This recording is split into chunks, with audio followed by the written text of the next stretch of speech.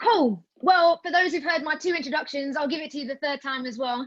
My name is Swazi. I'll be your host for this evening. Welcome, welcome, welcome to Quarantine Question Time.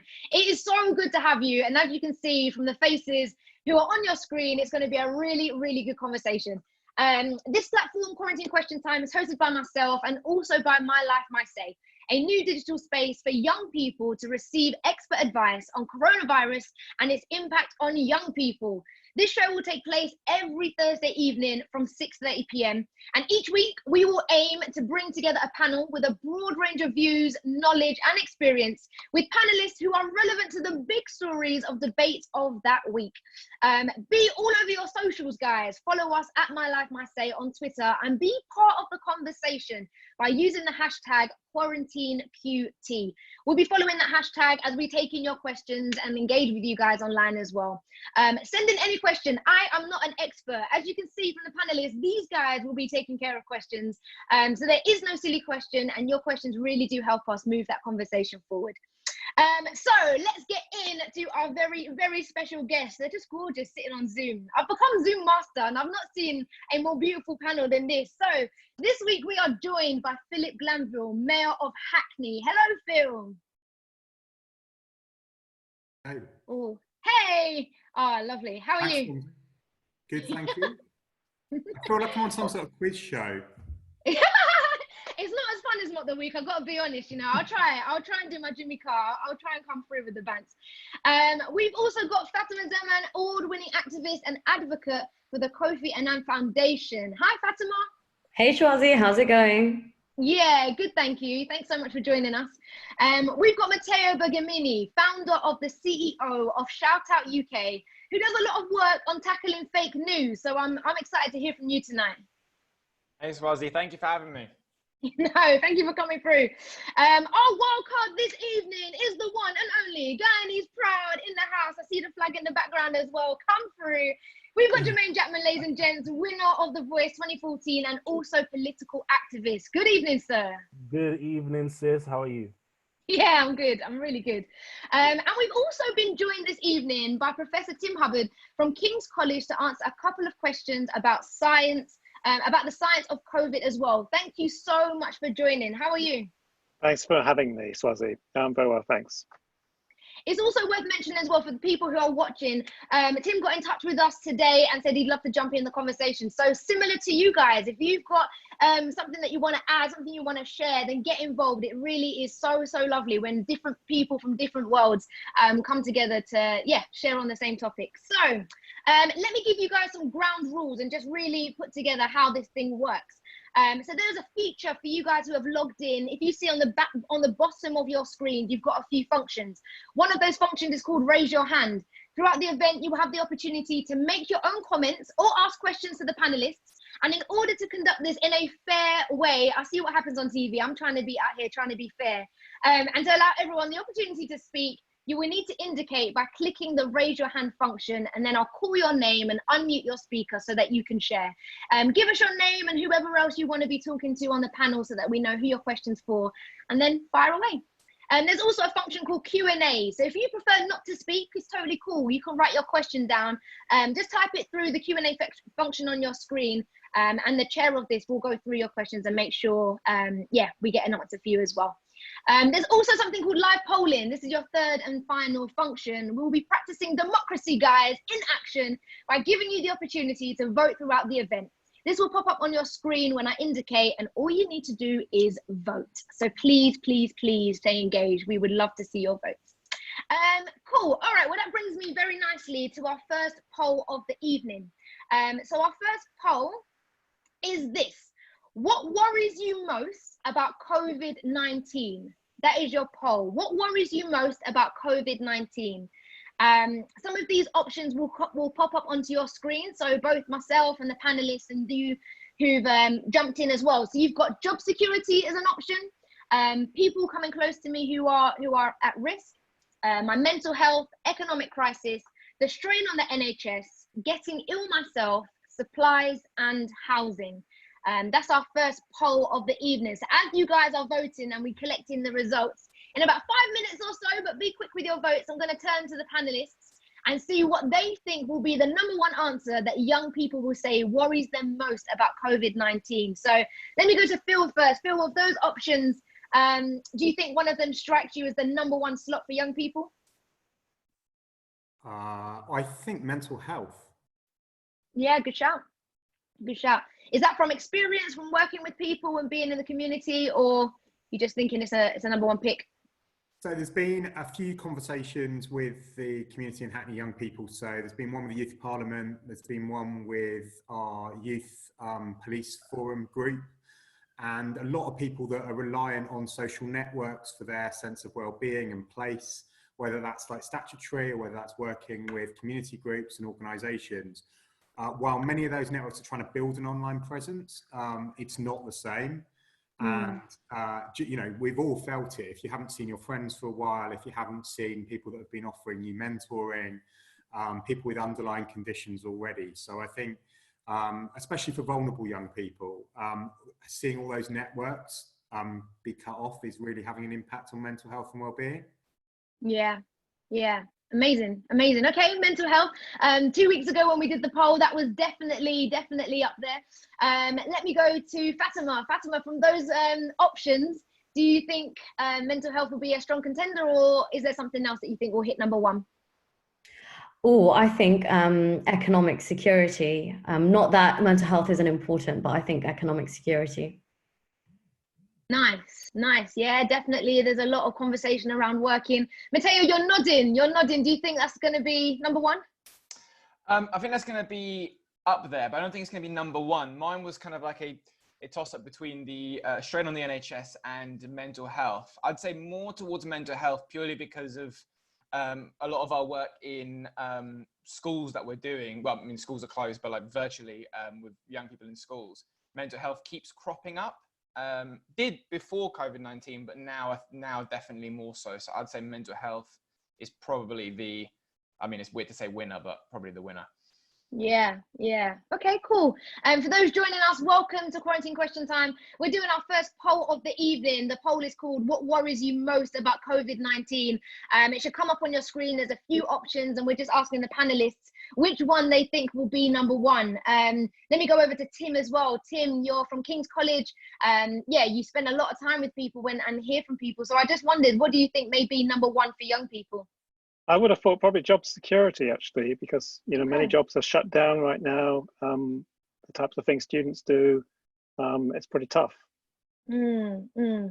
I can see on the voting poll as well, guys, you've got 15 seconds or left or so to get your votes in. So get your votes in. We definitely want to see the results really reflect those who've logged in. And Jermaine, last but definitely not least, which one do you think may be number one before we take in the vote? I've got to agree with Phil and Matteo that it might be mental health. A lot of the work that I do with the National Citizen Service, working with young people, and the work in Hackney through the Young Futures Commission, looks at listening to young people, and they are saying that mental health, being in a closed environment with my mum for so long, is getting on my nerves, or not being able to go outside. This is unprecedented times that young people have never lived through or experienced ever before. So it's about how do we adjust to that, but also how do we then go back into normal society. So I think there's a lot of worry about that. Yeah, amazing. Just want to shout out Mete from My Life, My Save, who's behind the scenes, and definitely the brains behind this platform. So I think we can go live now with the results. Yes, okay, fantastic. I think can everyone see? I'm not too sure. Number one is, oh, it was close actually. Economic crisis and people close to me who are at risk as number one. Wow, does that shock you anytime, Fatima? Does that come out as a result you didn't see? I mean, well, I did predict it, but no, it doesn't shock me. If you think about it in terms of economic terms, young people are breadwinners of the future, and we're facing a depression greater than the Great Depression. And this happened to us when we, had the financial crisis in 2008. And so it's natural for young people to be really worried. And of course, we are not immune. So I see why people who are close to me can be at risk is also a strong contender. Yeah, no, definitely right on the mark. Definitely. And mental health definitely is up there as well, with 11% of people saying it's definitely going to make sure. I just wanted to jump back to Jermaine, really. Is there anything that you're doing to keep your mind busy, keep yourself just, not climbing the walls? Any tips? Well, you know, this is the closest I've ever been, like, in close proximity with my mom for such a long time, and she's starting to get on my nerves, frankly. I'm struggling with not going to the barbershop, as you guys can see, and I'm wearing my do-rag.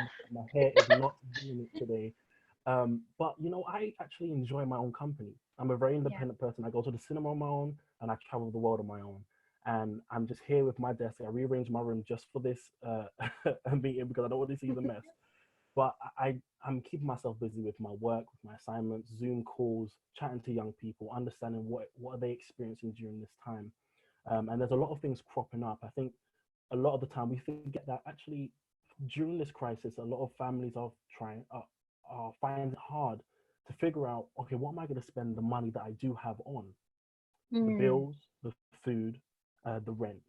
And the first thing that may go is Wi-Fi.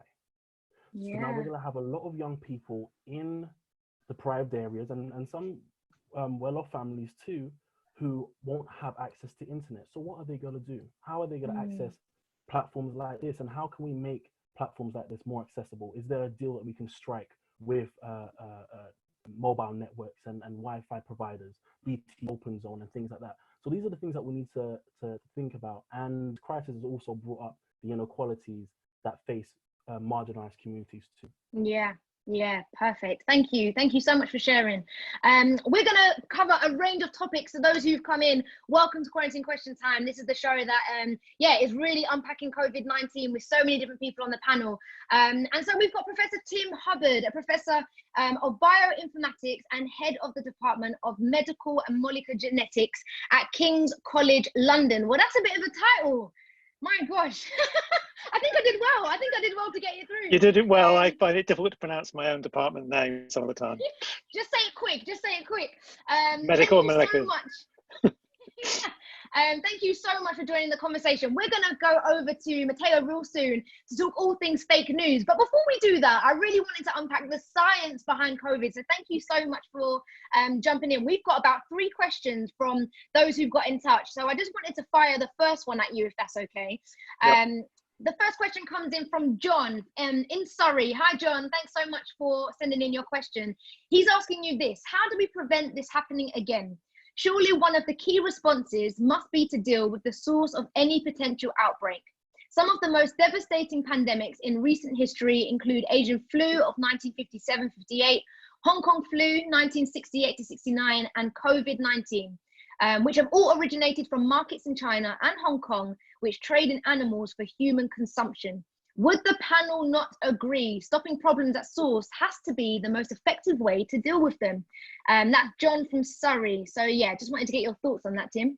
So it's true that there's a risk from those sort of places, but that's not the only place. In fact, you can get these jumps from animals to humans pretty much anywhere. Of course, we had Ebola coming out of Africa. We had MERS coming out from camels. And these are actually more dangerous they killed more people, 10% for MERS, and I think it was more like 40% for Ebola.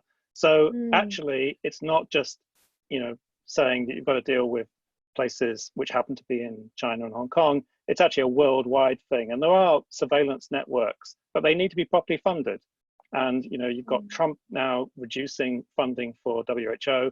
A lot of these networks are coordinated partly through WHO to have surveillance around the world. We're in a better position to do that because we can sequence these things and look for new dangerous viruses. That does happen. You may not know that there was an outbreak which looked like it was going to be dangerous in Hong Kong, where they killed 1 million chickens and that did briefly stop that particular extremely dangerous new flu epidemic. So there's monitoring going on, but we need a lot more. Yeah. Thank you so much. Again, thanks to John for asking this question. Similar about just in terms of countries, Brian from Blackpool's asking, why are countries like South Korea and Germany way more advanced in being able to conduct more testing? And can we ever get out of this crisis without testing the public to the extent that we need to? Any thoughts on that one, Tim? So I think that we do need more testing. Certainly South Korea was better set up because they had SARS. All those countries around there had SARS, and so they had to deal with it at the time, and they built up the testing capacity. And it's just that testing is difficult. It requires machines, it requires reagents, and the global supply chain for that is unable to cope right now. It's finding it difficult to cope, and so it's taking a while to scale that up in lots of different countries. But we do need it. Yeah, amazing, amazing. Helen in Wakefield says, why did the government act late if they knew that this virus was coming since November or December last year? How could we have prevented this? Well, I don't think we could have prevented it. You know, this is a global pandemic. It's clear that it's so easy to spread this virus. And actually, we didn't know until January at least, or late January, February, that it was becoming serious. So actually, there hasn't been that much time. There is a lot of work going on behind the scenes to scale up. But it's true, some countries were better prepared than we were here. Yeah. Yeah. And the last question, sorry, there's 4. The last one has snuck in from Gillian in Doncaster. So I suppose this is where my absolute non-knowledge comes in, because I'm just watching the news and there was a lot of talk about the DNA of us and that we can get ill elsewhere that then triggers the other symptoms that COVID carries. And so similar to Gillian, I'm asking a similar question. She says, what I do not understand is this. When restrictions are eventually lifted, what prevents the virus from spreading at that point? Will the coronavirus burn itself out, or will it linger, perhaps having mutated into a slightly different version of itself? And I think it's worth saying as well, I got a notification on my phone to say that the lockdown is extended for 3 weeks, but we know that at some point things need to go back to normal. So what do you think? Do you think that the virus will mutate or change into something similar? So the virus is mutating, but it's not mutating very much. Actually, it's quite frequent that these sort of viruses mutate to become less dangerous over time. Isn't always like that, but it can be. Actually, the main thing though is that yes, once we release the lockdown, it will spread again. But if you've got a much larger scale testing framework in place, you should be able to do what they've done successfully in South Korea, which means track and trace. But you need the capacity for that, but that capacity is being set up right now. So I think we're going to have to do that, and we're going to have to do social distancing to some extent as well. Yeah. So, and that's until we get a vaccine, and the vaccine's going to take a while. Right, okay. So more queuing in Tesco in the queue line just to get into the shop, let alone doing any of the shopping. Tim's like, yeah, unfortunately. Tim, thank you so much for joining the conversation. Before you leave us, we just wanted to ask you, what are you doing to keep well in terms of your well-being? Could you give us maybe something, a top tip for those who are in lockdown, just something from your experience? I'm in lockdown as well, so I'm doing all of my different jobs. They're all working from home. Like my whole university is shut down. The only research that's going on is COVID-related research. And most of anybody who doesn't need to go in isn't going in. They're doing everything via Zoom, just like we are now. Yeah, perfect. Thank you so much, Professor Tim Hubbard there from King's College. Thank you so much. And if anyone's watching who goes to King's College, you should be very proud. You've got A-star guys in your places, man, teaching the real stuff. So thank you so much, Tim. Thank you. That sets me up really well now to get into some fake news. So before I go over to Matteo, I'm asking everyone, have you seen any crazy fake news story that you just thought, oh my gosh, are people just bored? What is going on? Have you seen anything crazy? So as I give them a minute or so to think, maybe I'll come to Fatima first. You might have a crazy story as Matteo preps his. Welcome to Quarantine Question Time. This is a platform, a digital space for young people to unpack COVID with some really amazing people on the panel. So if you've joined, get involved in the socials. You can ask questions and get them answered by these guys. And so we're moving over to fake news before we hear from everyone in their field of expertise. But just wondered, have you guys seen any crazy stories before I hand over to Matteo? I've got one, and hello to everybody online. And this is more of a story that I experienced, that I came to find out that it was fake news because I'm not as cool or up with fake news as everyone else. I was walking down the street having my regular 1 hour exercise, and somebody screamed at me saying, "It's 5G, it's 5G." I'm like, I don't have 5G. I'm sorry, where is 5G? I could not understand. And I had to ask my 17-year-old sister, what did this person mean by 5G? And she said, well, you're clearly old. And she told me that apparently 5G towers are causing coronavirus and we have to destroy them all. And I thought, this is ridiculous. So yeah, that's what happened to me. Cool. I can see Matteo just like cringing on the screen. We're coming to you, bro. We're coming. Phil, I wondered if you've seen anything on the timeline or been told or had someone scream at you. Any stories? No screaming. I would agree with Fatima on 5G. I think people are scared and they're worried. And I think at times when people are scared and worried that they get the WhatsApp messages, rumor mills spread, and some of them are based on facts. There have been real challenges, and I don't want to get really dark, but real challenges over one of the weekends a couple of weeks ago around burials in London. And the community were being told that, that they weren't going to be able to bury in the way that they wanted to within the Muslim faith, that there was a shortage of body bags, that there were real challenges around burials. But it became something far bigger than the actual thing itself, which was a problem in one place, and the problem of getting one death certificate from a doctor. But it had become, and suddenly you're getting WhatsApp, Facebook, a rumour spreads around that people are stopping Muslim burials or Muslim people are going to be cremated, and then that can create such barriers to kind of engagement with councils, with the police, with medical services through fear. So I think there are lots of minor versions of the 5G tower thing. Sometimes they can start at a place of fact and then become a universal rumour incredibly quickly.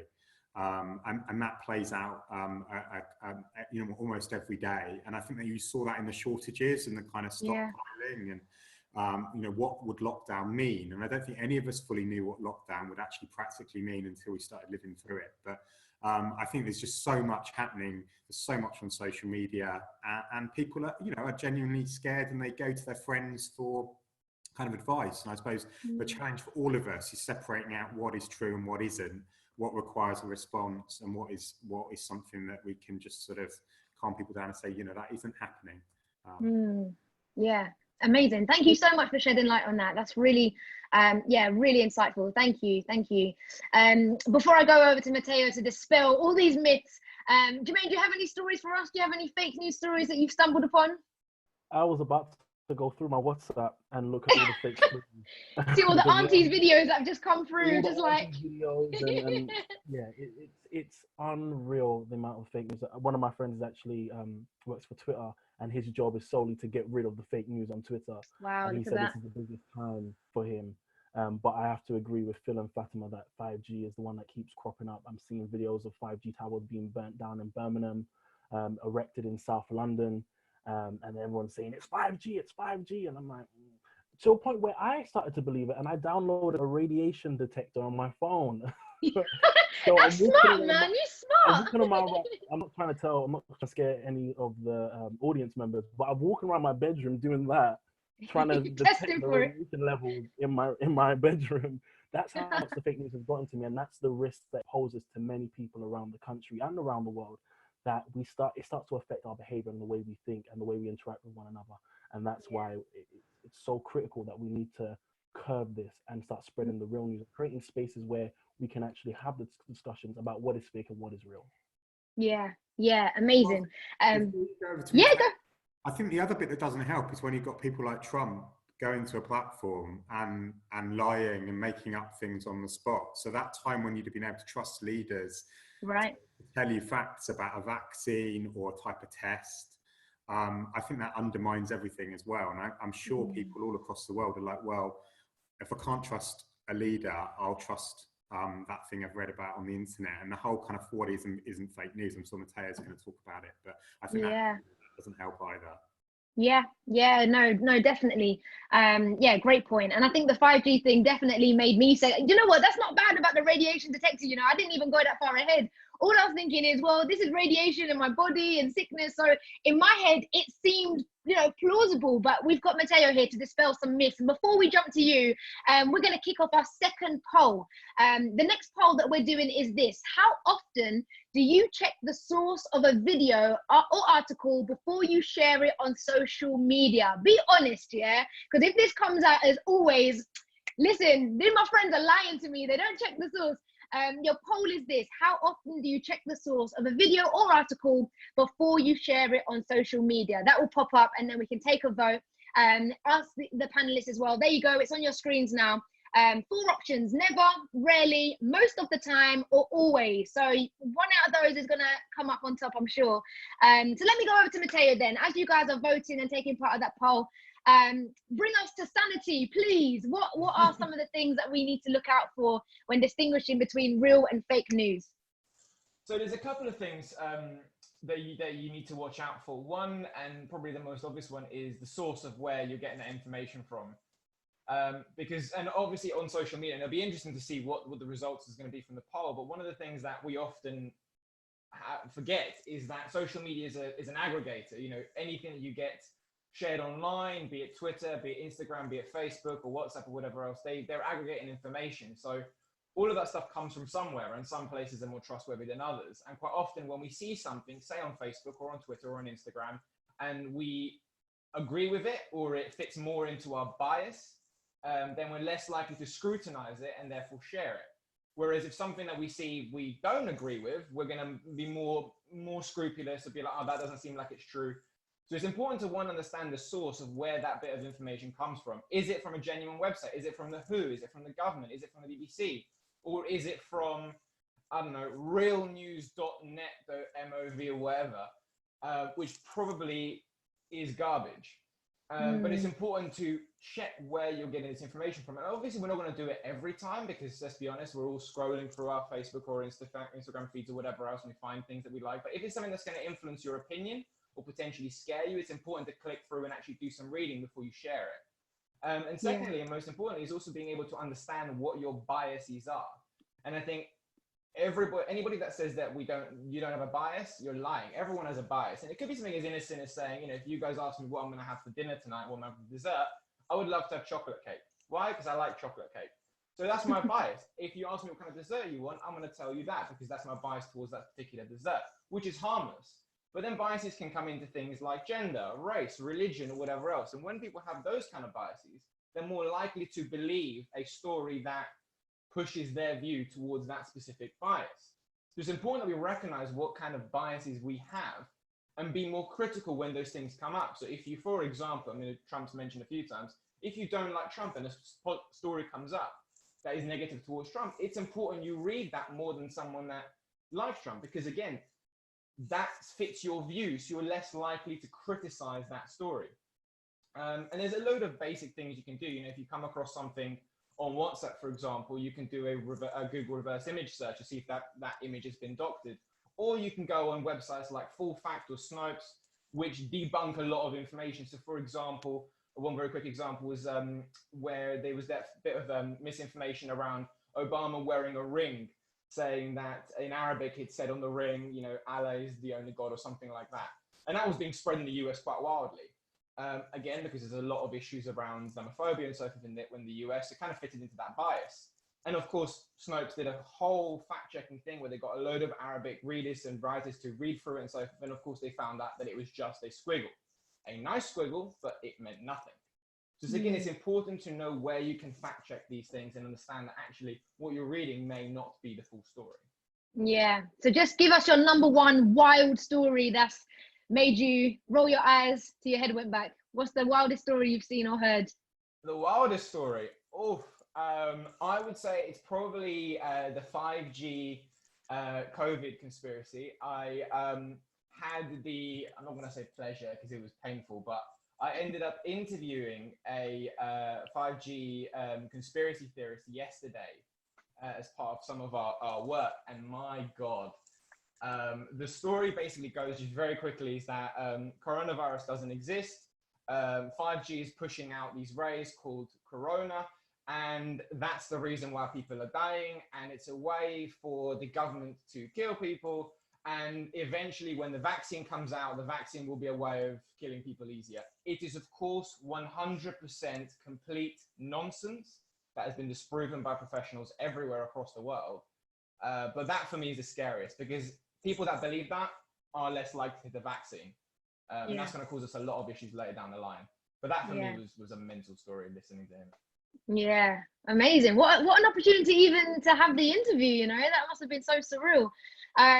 Also as well, guys, to you guys who are logging in and joining, this is a space for everyone. So when I heard about the 5G, I was like, oh snap, like, let me get all of my electronics as far away from me, because you just try and take every safety precaution, don't you? So it's really good to have you guys on call to just, sift out what is wrong, what is right, what's true, what is false, because we're all in the same boat. We're learning together, aren't we? So, okay, so 7 o'clock just gone. I need to get in the results. So the lovely, oh, here we go. Oh, look at that. This is better than actual question time. So number 1 is, the time. Lies. Your question is, how often do you check the source of a video or article before you share it on social media? And you guys, 40% of people have said most of the time. Well done, man. That's actually a very, very good response. Below that is rarely. So people are being honest. You guys on the panel, anyone check their sources? Is that something that you're doing more of now, Fatima? That's definitely something I do, and it's not just because I want to, pat myself on the back, but it is because we now live in the era of fake news and post-truth, whatever those things mean. That is absolutely crucial. We fact check our news, and when something is distilled into 240 characters at a time, it is not conveying the full and absolute picture that the source intended. And so when you cast a critical eye over the news sources that you get and dig deeper, you really get to form your own opinions. And it's about what Matteo was saying, forming your own critical opinions from having a diversity of sources. And that's something I try to do. And that's something that I've always encouraged other young people to do as well, because ultimately truth is, as relevant and true as the source that it's coming from. So I'm proud to say that I do try and do it all the time. I need to add you guys to my family WhatsApp chat, I don't think I'd be getting all of these photos and pictures that keep coming through. Okay, quickly, we're going to go around and just hear from people. So this half-hour section, we're going to take questions from you guys who've logged in, if it's through the Q&A function or you've sent them in or want to jump in the call, let us know. We would love to engage with you guys. And just quickly going to go fire around to everyone and hear their areas of expertise in terms of unpacking COVID. So let me start with Philip Glanville, Mayor of Hackney. Thank you so much for jumping in. Just really wanted to understand, how does COVID look like in your world as someone who's got a responsibility, and definitely in terms of with people, what are some of the things that you've been handling and been doing recently? Thanks, Swazi. One of the first things to say, there's a lot of questions in the Q&A that are quite medical and quite scientific about COVID, and I don't think any of us know some of the answers to those questions. And I think people look to leaders, they look to people within their family networks and friends and assume that somebody will know the answer to that. And I think it's really important we say when we don't. I'm incredibly reliant on experts. So there's a Director of Public Health in Hackney Council who liaises with the NHS, who liaises with GPs, with government, trying to get that best advice out into the community in Hackney and get the best advice for operating all the functions that the council does. So when we were kind of building towards lockdown, there were lots of discussions about, could libraries stay open? Should leisure centres close? Is it safe for kids to go to school? You can only ever really base on evidence and advice. Sometimes that advice might not be correct, sometimes, and I think we're going to have an investigation, aren't we, after all of this about what the government did and didn't do. But the first thing I'll say is I'm, like all of you and everyone else, reliant on the advice I receive. You can then use your professional judgment and your kind of gut about whether something feels right or not. So one of the things we first got involved in was there were a series of calls with government around the idea of the shielded, which is now a term we all know. 5 weeks ago, we didn't know that there was going to be a group of people that were going to be protected and shielded, and how they were going to be fed, how they would get medicine, how they would deal with isolation.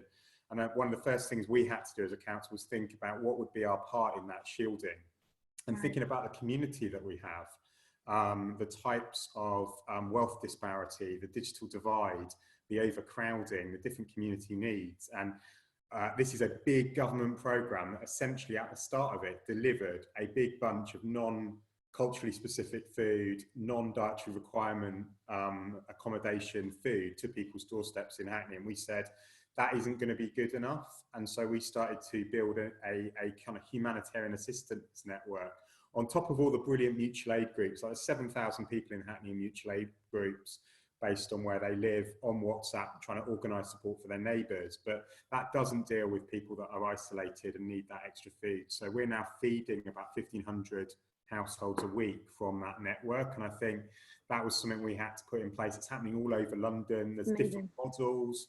We've got amazing community organisations cooking for their communities as well.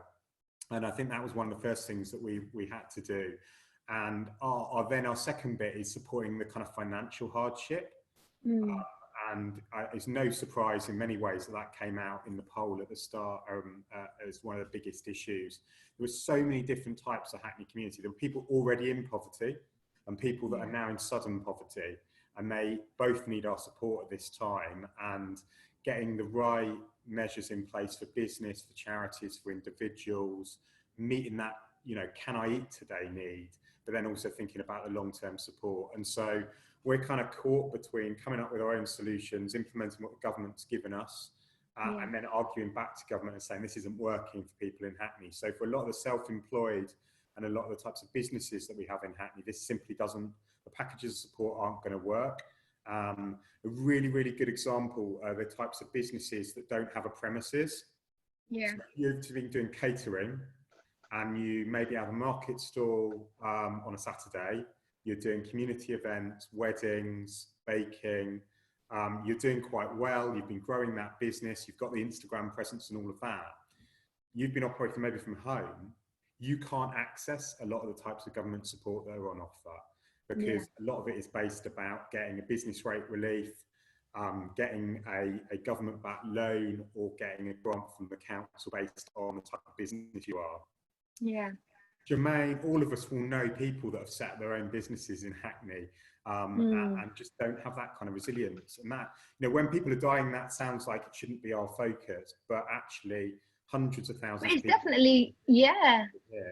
And the council's role, I guess, is looking at that. And then there is obviously the support around health, providing information to people. We've done a huge amount to make sure that we've got information out there that people need around support, and PPE, testing, care homes, all the things we're talking about in the national media are really important to us here.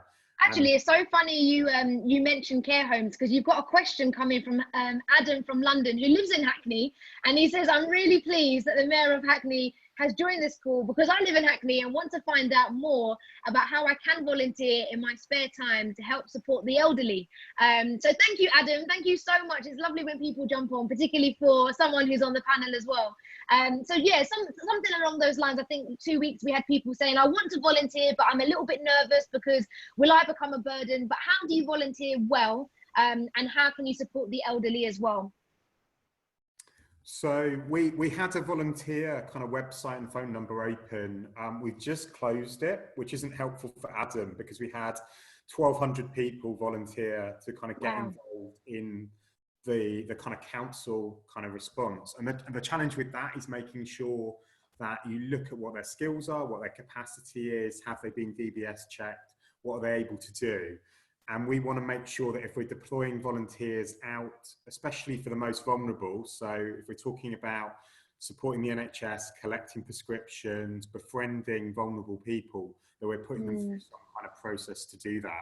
That doesn't mean that if you don't have a connection with a charity already, or that you can't play a role in mutual aid or donating time or money online to kind of supporting that effort. But at this moment, we just want that first group of people that came forward early on to go through that process and make sure that they're being partnered up with people that need the support, and then we'll probably reopen it. One of the big challenges is the government didn't really think what they wanted to do with the 750,000 people that volunteered for the NHS. They're going to come through, yeah. Have been deployed, and then they were going to hand over all the Hackney ones to us. And you know, it just, with the resources that we have available, it's just not simply not possible. What I think is really going to be important though is creating that network of people that can do that befriending, do the prescription collection and food. In terms of direct support in kind of care homes and things like that, because they're effectively in an even more restricted form of lockdown, it's only going to be trained staff and kind of redeployed people within the social care sector, the council and the NHS that's going to be providing support, because we've got to maintain kind of infection protocols. The PPE should also mean that we couldn't provide people with PPE to do that volunteering, because we're still struggling to get the supplies to the NHS and to the care system. I was actually going to jump over and ask that to Fatima actually, and just talk about leadership, because I know your background and your expertise is so much to do with leadership, the good and the bad. And it's lovely and just incredible really to hear from Phil, and just know that there are people in your position who not only just care for people well, but are in that middle ground between, you know, those at the top making those decisions, but then bringing it down to communities on that level to make sure people like myself and others have what we need and feel heard when those decisions go to the top. So thank you so much, Phil. And I just wanted to jump over to Fatima and ask about leadership then. So yeah, what key attributes should we be looking for in our leaders? Because sometimes we don't see it always. And so yeah, just wanting to hear a little bit from you in terms of good leadership, bad leadership. What does it look like? Wow, tough question, and I wanted to do it justice. So I think I'll break it down a bit, and I'll start with the bad. Now, we've had Trump mentioned a few times. So I'm not going to labor that point at all. We all know he's demonstrating severely bad leadership at this point in time. However, he's not the only one demonstrating bad leadership. You know, there's Bolsonaro in Brazil, there's the Iranian regime who denied that coronavirus was a real threat and a real health issue until it was too late. And then you've had, others demonstrating equally, flippant comments and not following the science, as the professor mentioned earlier. But then you've got some really good pockets of leadership, and I want to draw those out. What we should be looking for is people who are being honest with their publics about what they should be doing. People who are empathizing. So I think what's really important in courageous leadership during a time of crisis, because leadership during a time of crisis is not the same as leadership every day, because we can kind of accept less every day, but we really want the best from our leaders in the present time. And I would have to point out Jacinda Ardern. For those of you who do not know, she is the Prime Minister of New Zealand, and everybody will know because she acted swiftly when the New Zealand terrorist attacks happened, and she did the same thing for COVID-19. She shut down the country, she got support to everybody, she got the information out, and her response to a journalist asking her, what do you say to the people who are not practicing social distancing? She gave an honest answer, and she said, they're all idiots.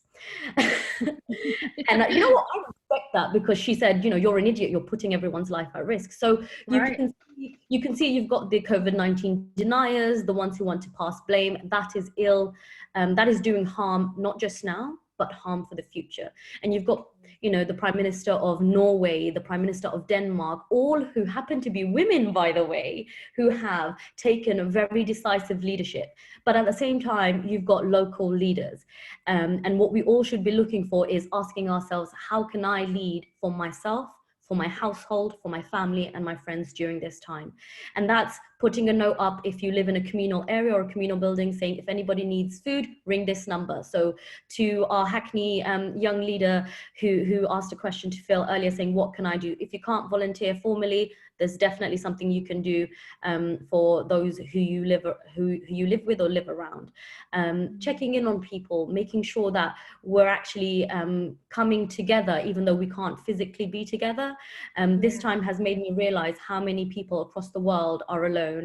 That is, incremental leadership at its, most basic level. So at the top level, you've got taking decisive actions, being very clear, and being honest and transparent with your public. And that's the most important thing, because people want answers and people will demand them. So you better start giving them something. Yeah. What a strong speech. I feel like I should give a round of applause or something. It's like, oh. Thank you. Thank you so much, Fatima. Jermaine, you were definitely nodding along. I don't know if it was because of all of the female leaders or because everyone can play their part. But just wanted to touch base, because yes, you are someone who always uses their platform to make sure the right message is heard or is spread, and you always, you know, want to make sure that you're part of that conversation as well. So at a local level, or even an online level where people have just got platforms and just got the spaces and things to say, how important is it to show good leadership, even if you're just one person? Yeah, absolutely. I think it's very important to show good leadership, to just to cover what we've been speaking about today, to dispel fake news, and to support one another. A lot of people are thinking, okay, I can't really do much, or I can't really leave the house. I haven't left the house. I've only left the house maybe 2-3 times in the last month and a bit. Partly because my mom is at risk from getting seriously ill, so I don't want to put her at risk. I'm even scared to go for a jog. So what can I do? And I put out a video of me singing on Instagram a few weeks back, just because it was a song that was on my spirit. And the amount of organizations that reached out to me, hi, could you do singing lessons with some of our young people online? Could you send our care home a specialized video? And I've been doing that all for free, and rightly so. But I realize that I'm playing my part. I'm using my talent to bring joy to those people. Another thing that we can do is call our friends, call the people that we haven't spoken to or that we just see in passing a lot of the time. During lockdown, I have connected with, it's weird to say this, people who I would consider as close friends. I feel like I've gotten even closer with. I found out that, oh, my cousin is friends with your cousin, and like I've started to find information that I never knew, I didn't originally know. And it's a great thing, because we've got House Party now, we've got other forms of communicating as well. And I'm always on House Party. Follow me if you guys didn't follow me already. But it's been an opportunity for us to connect and for us to come together. A lot of the work that I do when I co-chair the Hackney Young Futures Commission, alongside with the work with Phil, is looking at the lived experiences of young people. What are they experiencing at this time? And over the past year, I've collated evidence from young people about their lived experiences, about what is it that they encounter, what are the issues, what do they like about Hackney? And you know, they love the outdoor spaces, they like the events, they like free Wi-Fi. They go to McDonald's for the free Wi-Fi, and I'm just thinking, young people around the country and around the world can no longer access these things. So how can we support them during that time as well? And you know, when we think about overcrowded homes and inadequate housing, again, not every home has a garden. So how do we support young people during this time? I'm very passionate about young people and ensuring that their voices are heard. So how do we get young people around the decision-making table? What does it take for the government to do a young person's Q&A? I think it was, I can't remember which prime minister did it. It might have been the prime minister of Sweden, where they did a young person specific Q&A about coronavirus. And that's leadership. That's the type of events that we need to be having, because young people feel like they're out of the conversation. Yes, some young people might be vulnerable, but they're not pensioners. And when we talk about, oh, this billion and that billion, and young people just feel so locked out of the conversation. Talk about what I'm going through. Talk about my mental health. Talk about how I wasn't even ready for my last day at school. Talk about how I'm now getting predicted grades as my qualifications. Talk about how I'm now being discriminated against. So these are the issues that a lot of communities are facing, and nobody, especially through the corridors of power, are talking about. And just talking about the government briefly, because I use my online profile to blast the government, blast everyone else. We have a government here in this country who started off with herd immunity. Now, I'm here to spread fake news, but I just feel like they didn't act quick enough. If they had put things in place, we wouldn't be seeing the numbers that we're seeing. Every single time I go onto Facebook and I go onto Twitter and I'm seeing another person or another set of people have died, it breaks my heart every single time. More so because I know that these could have been preventable. if our government acted quick enough, they wouldn't be dead. Yeah, And I think that's a really good point that loads of people have made in terms of how quick the government responded, or even in comparison to other countries around. And not to cut you, we're definitely coming back, but Caitlin's on the line to jump in the conversation as well. Caitlin, are you there? We'd love to hear from you. Hello? Hi, Hi, Caitlin, I believe you're from Norway, are you? from the Northwest. Oh, the Northwest. It's as far as that. It's okay. We'll it's international. We're international. Caitlin, thank you so much for joining in the conversation. Have you got a question for us? Yeah, so obviously the main focus of education at the moment is on year 11s and year 13s, which is completely understandable. But I'm in year 12 and we're having to like do so much of the content from home. And obviously that's going to affect our exams. So is there anything that we can do about that, if that makes sense? Yeah, Caitlin, thank you so much. So you're in year 12, and what's happened now? Are you getting online lessons, or what does it look like? We're just being emailed like a load of work to do and just being like left, basically. Wow, okay. Yeah, great question, great question. And it is that ground, isn't it, between not being in year 13, so uni is that year away, but also just having done GCSEs and in A levels. So yeah, maybe Phil, do you have anything to share for this one?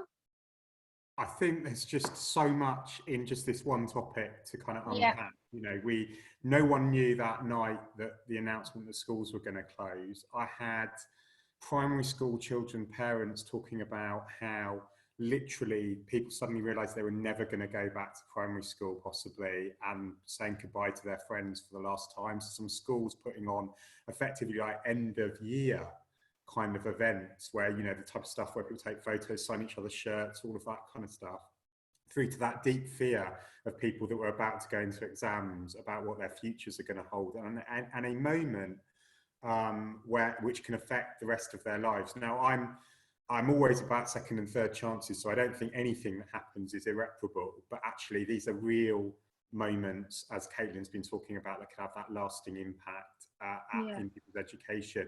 And we're doing some work at thinking about disproportionality on different groups, because the digital divide of what education experience different young people are having.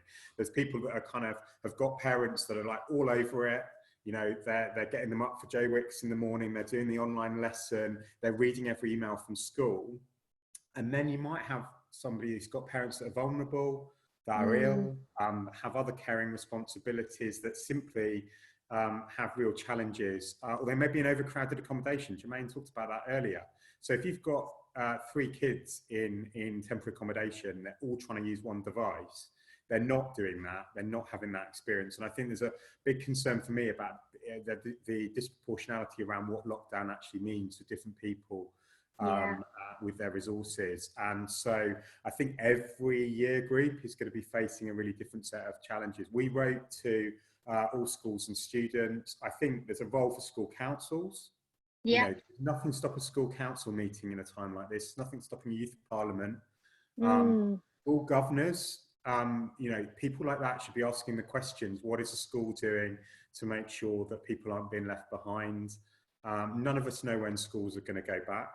And it's all of our jobs to put in the best support that we can around that. But I really do worry about the transition periods. So 6 to 7, A level, that first, and then off to uni as well. Yeah, no, definitely. Thank you so much. We've also got Kira on the line as well. Kira, you wanted to jump in and ask a question? Are you there? Oh, hello. Hello, Kira. How are you? Where are you from? Yeah, I'm from Epsom in Surrey. Oh, hi.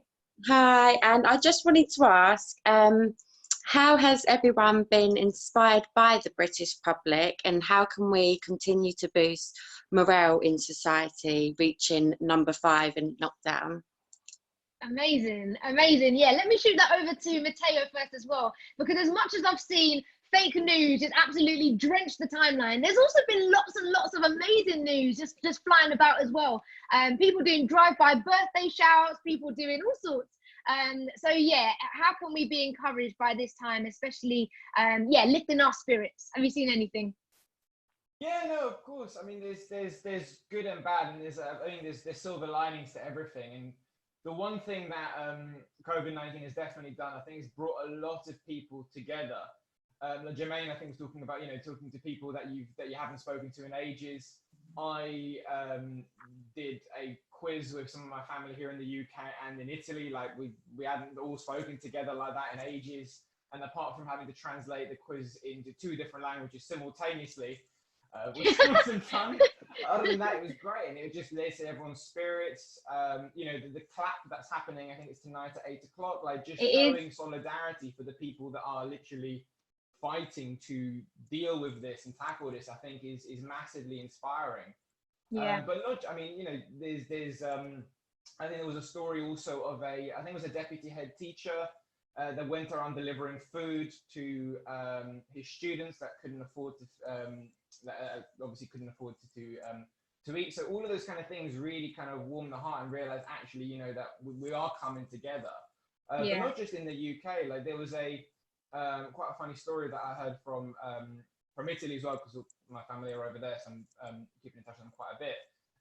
Of like a load of old people coming together on the balconies and playing what was it called, like bingo together, with one of them holding a megaphone yelling out the numbers and then chucking cake at each other. They just cooked. Like people are coming together in a very, very different way.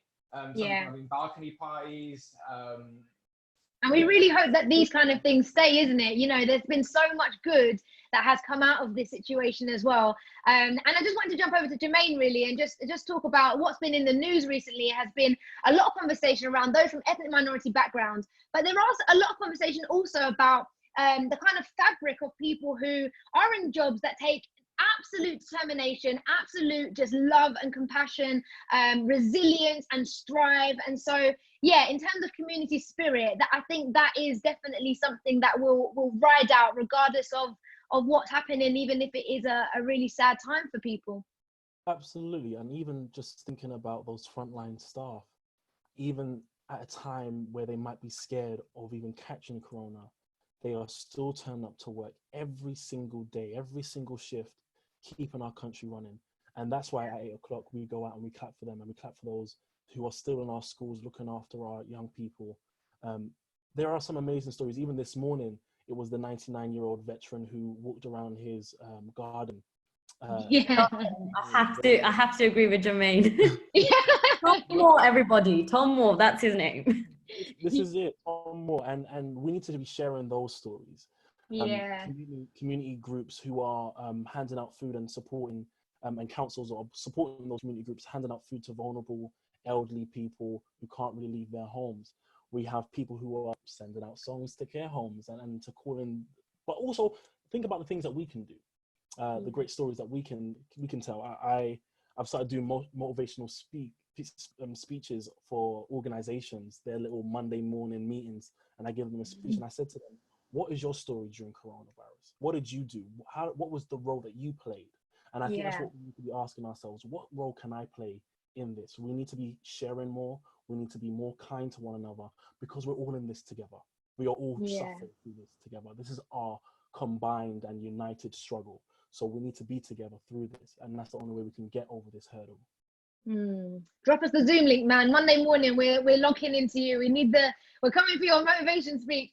We've also got Romilly on the line as well. We're going to open up our Q&A session real soon, but we thought, let me just sneak in another call. Romilly, hello. Hi. Hi, thank you so much for joining the conversation. Let us know your question. Hi, so it's kind of following on from what we've been talking about mental health. So it's just like, how can young people deal with the media negatively impacting their mental health? Like, there's been a lot of articles about schools reopening. It's a lot of like stress for me and I think a lot of others. Yeah, great question. And where are you from? Hartlepool. Hartlepool, lovely to see you, man. Thank you so much. Thank you. Thank you. Yeah, great question from Romilly asking, how can we keep our mental health in check, our well-being in check, especially as there's so much going around on social media. So Yeah, I'll open it up to the panelists for this one. Anyone want to jump in? Thank you, Romilly. I think what Romilly sort of continued on the conversation we were having, and there's a danger that people feel they have to be sort of heroes. I think we've all got to remember that everyone needs to step back, and even our heroes in the NHS, I follow several doctors in Hackney that some people know, like Dr. Roberts. They step back, they go for a run, they go and do something else. And for all of us, whatever part we're playing, you don't have to be on 365 days a year, 24 hours a day. And given we're living so much by social media, there's a danger that we could all think it's about, baking, selfies on the balcony, what you've cooked, and actually not being able to talk about our true feelings and how things are playing out. So I would just encourage everyone at that very basic level to not think everyone's okay, and it's okay to feel worried. It's okay to talk about anxieties and, all of the perils of Instagram and Facebook, where people are either putting, their very best slides forward, and then everyone will assume that people are fine. I think there's some good online materials, good thinking. I would hope in Hartlepool, like elsewhere, there's a good hub that the council's running or the school's running that's got resources on it as well. And it's just really, I think it's just really important that everyone's in the same boat. Everyone will share that anxiety and just, talking about those feelings. Yeah. I just wanted to jump over, actually. Joe Smith has responded and said, in Brighton, lots of people are growing vegetables, sharing seeds and plants, and also enjoying peace without cars and traffic noise and hearing the birds. It's like the old TV series, The Good Life. But also, I thought, actually, let me jump off, Joe. Anyone watching anything good on Netflix right now? Just any recommendations? Because people are watching films, and you've got House Party, people are watching together. Mateo's hand is first up. Go on, give us your recommendation. It has to be good, though. Oh, it is. If you haven't started watching Money Heist, you got to go on it. It is. Jermaine's face. Jermaine, you're not a fan? I am over Money. My sister keeps singing the song over and over. It's driving me crazy. I can't. But I'm too busy doing, sorry to cut into you, Mateo, but I'm too busy doing university assignments, and it's difficult to really focus in your bedroom because I get distracted. I'll turn on the TV, I'll go downstairs, and I've realized that I'm gaining weight. My face is looking a bit chubbier than usual because I'm snacking a lot. So yeah, I'm not watching Netflix. Okay, Money Heist is maybe one of those. So yeah, guys, drop them in your comments. We would love to know what you guys are watching. We've got a question in for Fatima. Someone's asked, anonymous person has asked, what is your honest opinion about the lack of PPE? And do you feel the government's lack of leadership, funding and management has directly resulted in people's deaths? Or would you class this, would you class this as manslaughter? Big question there. Oh, thank you, anonymous sender. Look, I don't want to be negative about it. Let's be honest. Our NHS was never built to deal with a pandemic, let alone, future pandemics. So the lack of PPE does not come surprising to me in the sense that nobody expected COVID-19 to happen in 2020. I don't have a magic ball to tell me that. What I am curious about is how do we move forward? Evidently, this has shown gaps in what we need to do for our NHS. And even as a service user, I've always thought the NHS will always be there, but I would always complain about the 4-hour waiting queues and, not being seen or not getting the blood test. And that's made me reflect, actually, wow, I am so privileged that I can actually make that complaint. As a service user, as service providers, we all need to reflect on how we have abused the NHS. And this is not just about the government not providing what is necessary, but absolutely agree that PPE is a requirement and steps need to be taken to provide our health workers, who are our heroes, with that equipment. What I will say is what is now needed for the NHS is realizing that actually building the resilience of our health system, making it equipped, future-proof, not just for the health needs of today, but the health needs of tomorrow, is what whoever runs on that slate, I'll give you that for free, you will get my vote, because what coronavirus has shown us is that our NHS is not equipped to deal with this. We were not ready. And COVID-19 is not the first of the global pandemics we will see. I'm going to link this to climate change very briefly. And a friend of mine, actually, I was having a conversation and he was telling me that COVID-19 is a dress rehearsal for what is to come. As we abuse our earth, as we continue to live these consumptuous, without, disposable lifestyles that we have in the UK, in the West, and across the world, and as consumerism has turned into greed, we really need to reflect on how we come out of COVID-19. Do I really need to buy those 56 loo rolls because, or am I depriving somebody else of that? So I kind of wrapped up my answer in something broader, which has been niggling away at me. And what I really wanted to come onto this panel to talk about is that COVID-19 has shown flaws in so many things that we have been taking for granted. And it is up to each and every one of us to challenge, to solutionize, and to come together and to ensure that actually we are doing our bit for our societies and our communities, and not just pointing the fingers to blame. And absolutely, when we come out of this crisis, I will definitely be writing to people like Phil and above to say local health heroes need to be given the recognition and support that they deserve for what they've done for us, because this is absolutely wartime success is how I'm going to phrase it.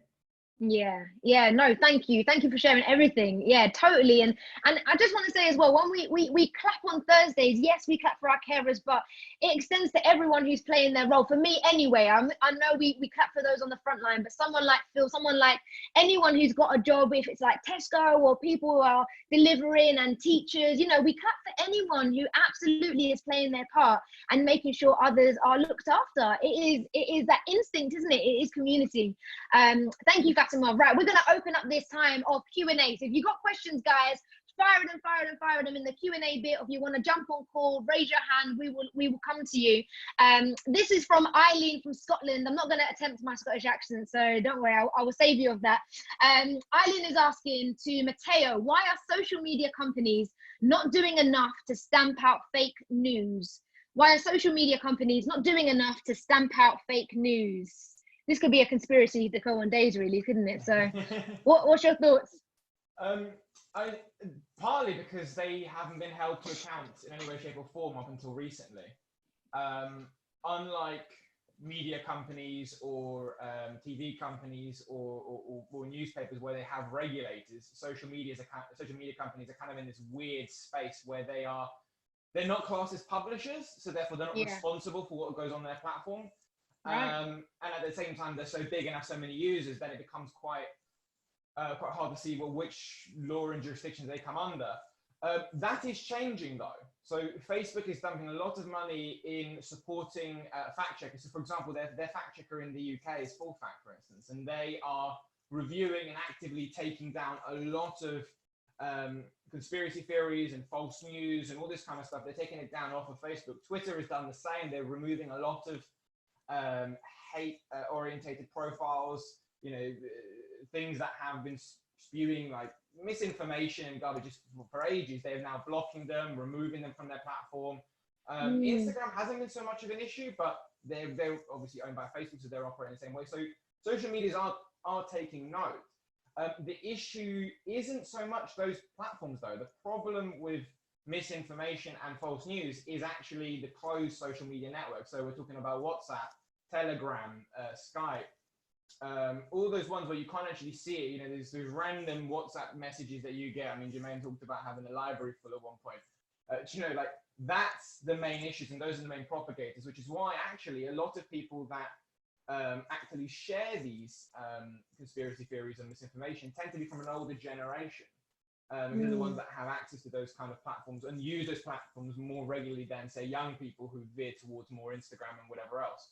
So they haven't done for a while because they didn't have to, and governments haven't forced them to. But now they are. There's even a white paper going through, I believe it was DCMS or whatever, that is talking about how the UK government can start regulating these platforms in a way to start to deal with this issue. So they haven't for a while, but now things are definitely changing. Yeah, amazing. And as the first poll proved, you know, it was really good to see that loads of people are checking the sources, they are checking where the information's coming from. So yeah, great tip, great tip. Keep on doing that, folks. We've also got a call on the line. Sophie, can we go to Sophie next? Hey. Hello. Hello, how are you? I'm good, thank you. How are you? Yeah, good, thanks. Sophie, let us know where you're from and let us know your question. So I'm from Preston, in Northwest. So I've got like 2 questions kind of. So the first one is this afternoon at like 2 o'clock on the news, they said that doctors aren't having to go and visit the death of patients, and they could just be writing on death certificates that they've died of COVID-19, even if they haven't been seen, even if they haven't like seen them. And my other question is, carrying on from the social media, is do we think that it's having a negative impact on young people's mental health, or is it a good thing that we've got something to keep us entertained? And I keep seeing people doing all these templates and stuff on their Instagram stories, so just quite interesting just to get to know these people who you don't know, like, or don't know very well. So yeah. Perfect. Thank you, Sophie. Thank you so much. I'm going to give Phil the question around, how do we hold people accountable for what is going on when we're not in the room, especially if that is the case, if doctors and people are signing things that aren't true. And then I'm going to come to Jermaine and just know, how do you strike that balance between meeting people online, which I'm sure you do all the time, and how do you weigh up character through an online, you know, screen portal sort of thing? So thank you. That was Sophie's questions. Phil, I'll come to you first, if that's okay. Yeah, I'll do the last bit of a question first, and then the first bit. Sure. Do you think if we didn't have social media, we didn't have platforms like this, can you imagine how stressful and difficult it would be? You know, fighting over a single family phone, which was part of my childhood, and that being your only outlet to the outside world.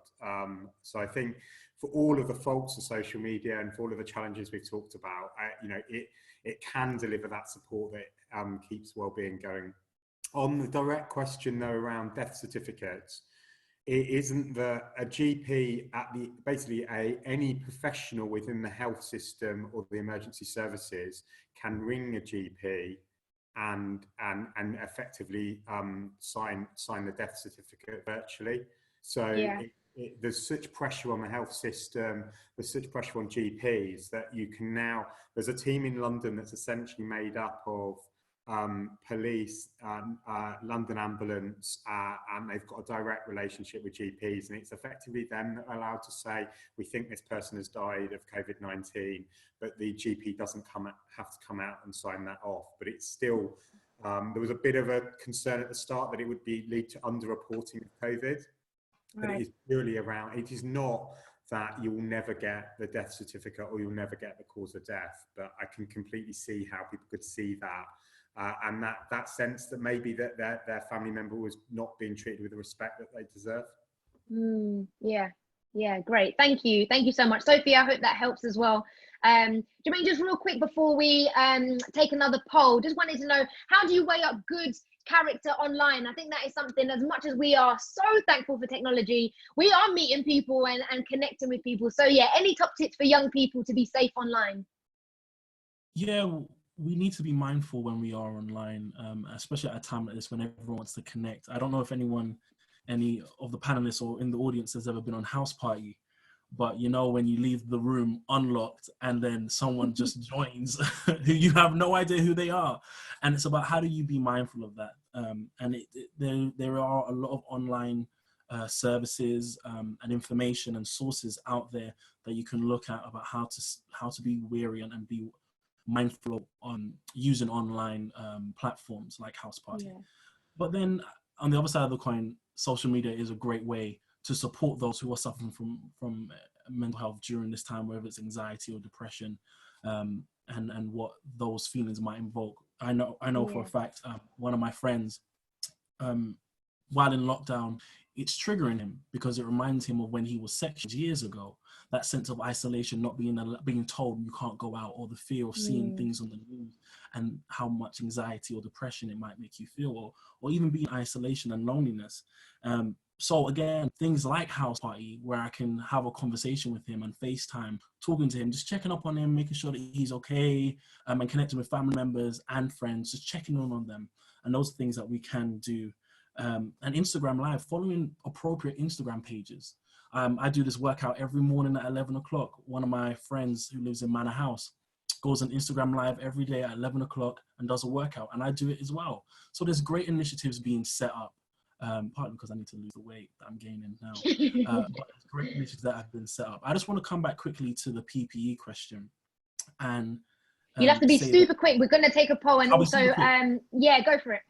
I'll be super quick. Coronavirus, yes, it's not preventable, but we could have been more prepared for it. 3 years ago, the NHS went through an outbreak test and they failed. The government should have then properly funded it. And the government should have probably funded the NHS from years ago, but they didn't. Instead of spending 200 billion on nuclear weapons and defense, and actually the biggest killer is going to be a virus, and we should be spending it on science and medical innovation.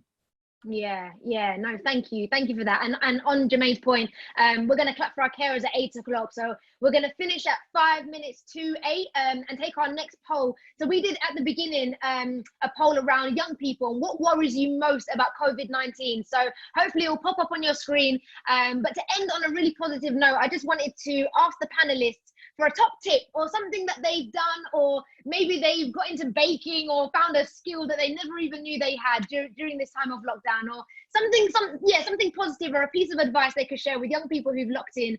And as we wait for these results to come in, I will kick things off with Matteo. Matteo, could you give us your top tip or piece of advice during the season?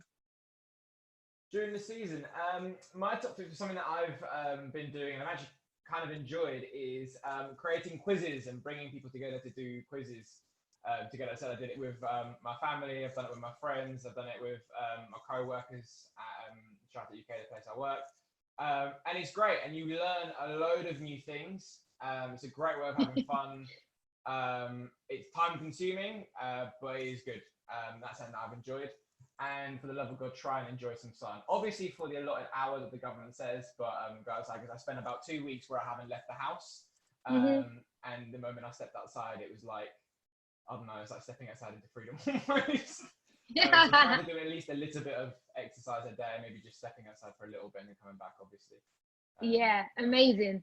I think we need to do a quizmaster, like something on the news or something, because I think a lot of people have become quizmasters overnight, and I love it. That's really good. Thank you. Fatima, next, I'd love to know, have you got a top tip or a piece of advice for young people during this time? One call to action is definitely use this time. All the things that we've been talking about are such valid questions, challenges, and criticisms of people who are handling this crisis. So write it down, pen your thought, and make sure that when we do weather this crisis, that you are telling the people how you felt. You are holding our leaders to account, because that's really, really important.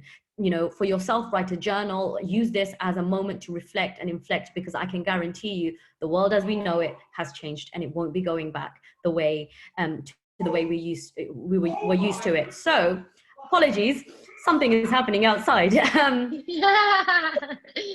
Sorry. Oh my God. That's completely thrown me off. And the other thing that I've been doing, so call to action, make sure you write down all your thoughts. And the one thing that I've been doing that's been really, really helping me is I have been reading tons and tons of things. So just gathering knowledge for all the students who are off school and don't have coursework or can't do exams. You still can learn, read books, you know, Kindles, Amazon books, all of these things that you can read online. It doesn't have to be news. And really watch less news. Amazing. So 3 things. No, I love them. I love that tip. Yeah, read as much as you can. Who knows when we'll get as much time like this ever again, you know? So it's definitely a good opportunity to do some reading. Phil, we want to know, before we go over to our poll answers, Phil and Jermaine, Phil, give us some top tips or maybe some advice that you found really helpful during this time for young people. I like Fatima's tip about reading, and a lot of councils have online free libraries. So I know you still need to be online, but you don't need to be buying the books. You don't need to have a Kindle and things like that. There are loads of online materials that are free, and I've just joined one of those. Hackney's got, I think, 11,000 different resources online that anyone can access.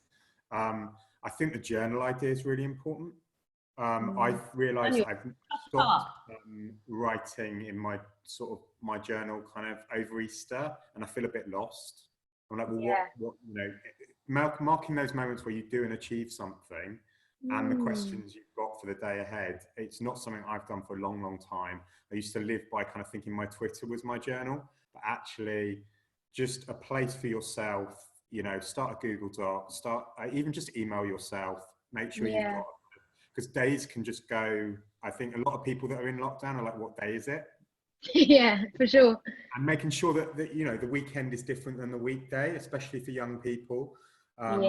You're allowed to kind of step away and have that break time. I suppose the last bit, I think Fatima's right. What type of world do you want to build? There's people want to go back to normality, but that isn't the same as going back to the society that was already broken before we went into lockdown. Yeah, buzz. If you're watching, tweet that now. You'll get thousands of retweets. Oh, I love that bar. Thank you, Phil. Thank you so much.